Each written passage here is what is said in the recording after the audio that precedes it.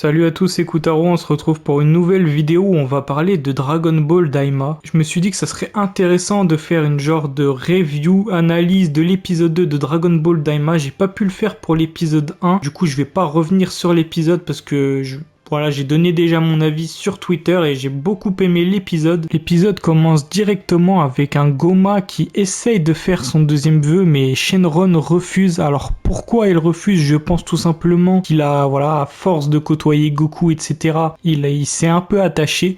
Ce qui fait qu'il a un peu envie d'amortir les dégâts, on va dire. Il sent que Goma est mal intentionné, du coup il a annulé les deux autres vœux, parce que normalement Shenron peut exaucer 3 vœux, mais cette fois-ci il dit à Goma que voilà, c'est seulement pour les habitués. Goma, c'est son premier vœu qu'il fait, donc il a droit qu'à un seul vœu. Donc pour moi, c'est tout simplement que il s'est tellement attaché à Goku et la Z-Team qu'il a envie de limiter les dégâts. Il sent que Goma est mal intentionné, donc il lui refuse les deux autres vœux. On retourne du côté de la Z-Team et on voit quelques plans où ils ont rétréci. L'opening fait son apparition pour la première fois et personnellement j'ai vraiment beaucoup aimé, que ce soit musicalement mais aussi visuellement.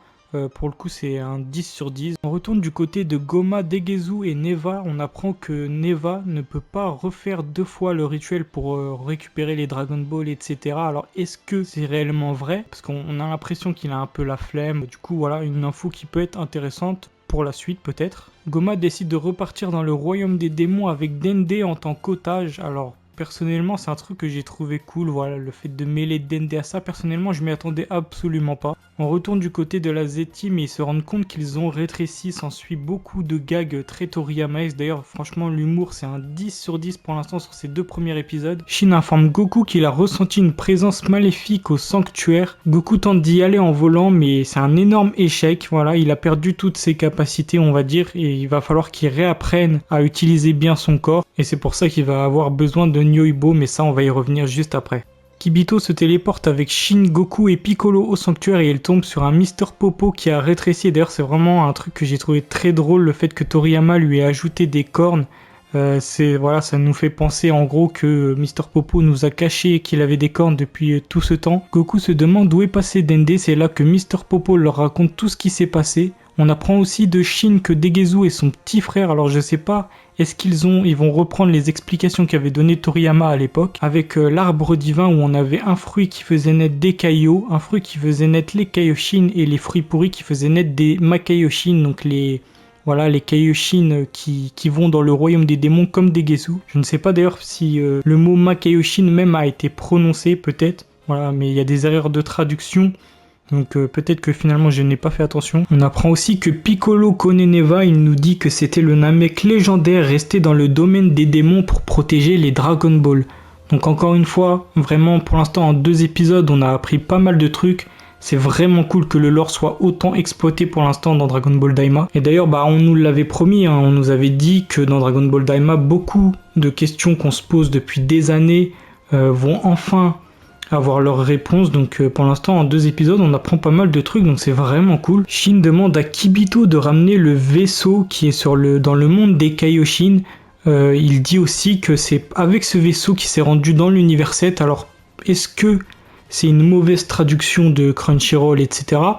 ou est-ce que ça veut dire que Shin provient lui aussi du royaume des démons ou d'un truc un peu similaire? On aura peut-être les réponses dans le prochain épisode ou dans les prochains épisodes. Malheureusement, le vaisseau n'est plus fonctionnel, donc Goku a l'idée de ramener Bulma, mais juste avant ça, un gag que vraiment j'ai trouvé super drôle et encore une fois très Toriyamaesque, c'est le fait qu'au moment où Goku part pour aller chercher Bulma en volant, il se loupe et Piccolo qui lui dit voilà, il va falloir vite t'habituer avec un air un peu arrogant, et au final Goku lui dit aussi parce que toi tu t'y es habitué, et Piccolo s'y essaye et il se mange un arbre. Donc pareil, ça m'a fait vraiment beaucoup rire. Bulma nous dit que pour réparer le vaisseau ça prendra un minimum de temps, et juste après on a un Goku qui nous dit qu'il faut absolument se dépêcher pour aller sauver Dende. Et vraiment pour l'instant, malgré que Goku est rétréci, bon on sait très bien que apparemment il rétrécit seulement au niveau de la taille, mais au niveau de la mémoire, au niveau de...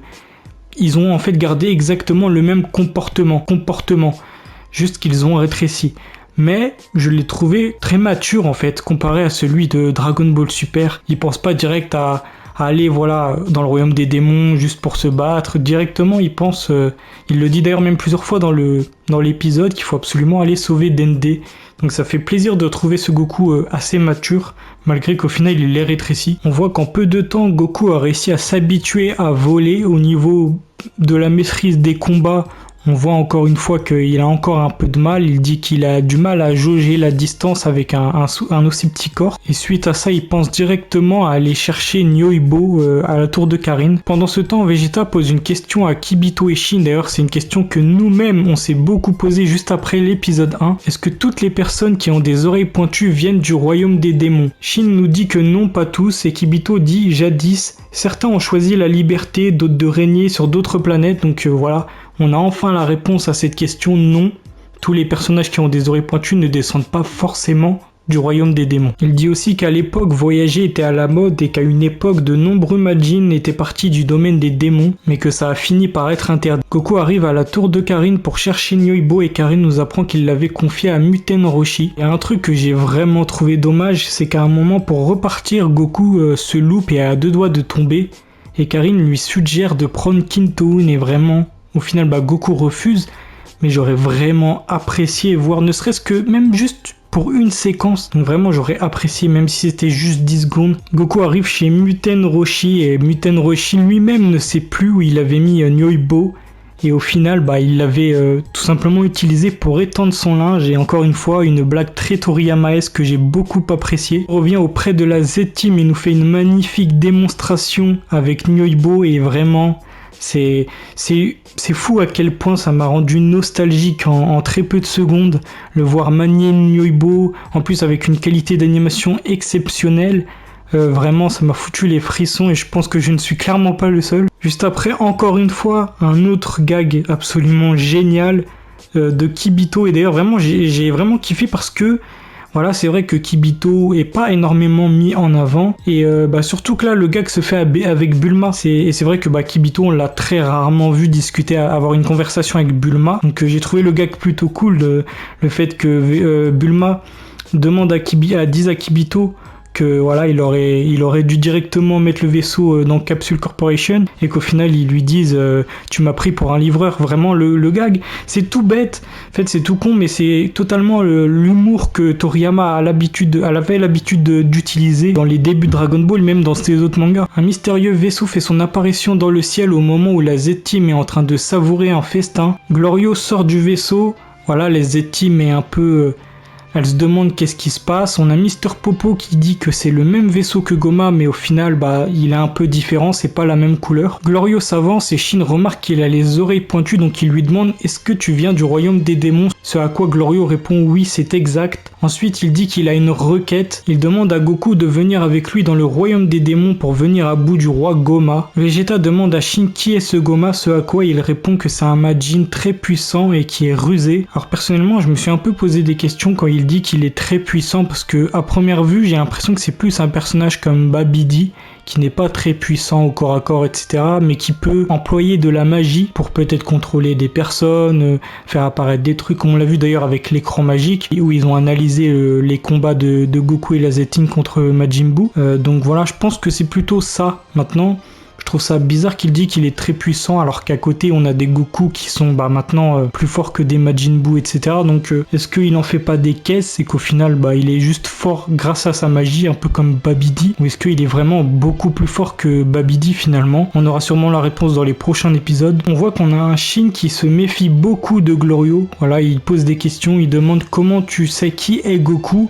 ce à quoi Glorio dit qu'il a vu Goku sur l'écran magique de Goma. Shin dit que lui aussi il a envie d'aller avec Goku dans le royaume des démons parce que son frère est impliqué, donc ça c'est plutôt cool et bon signe parce qu'on pourra avoir des dialogues entre Degezu et Shin, et je pense que Shin va être très important dans Dragon Ball Daima parce qu'il connaît très bien le royaume des démons, donc je pense que voilà, il va nous en apprendre plus. Donc c'est quelque chose qui est cool de voir un Shin mis en avant. Bulma demande à Glorio si elle peut analyser son vaisseau pour justement pouvoir réparer ensuite le vaisseau de Shin. Et c'est justement pour ça aussi que je pense que Shin vient peut-être lui aussi du royaume des démons ou d'un truc un peu similaire. Et c'est sûrement pour ça que les vaisseaux se ressemblent un petit peu.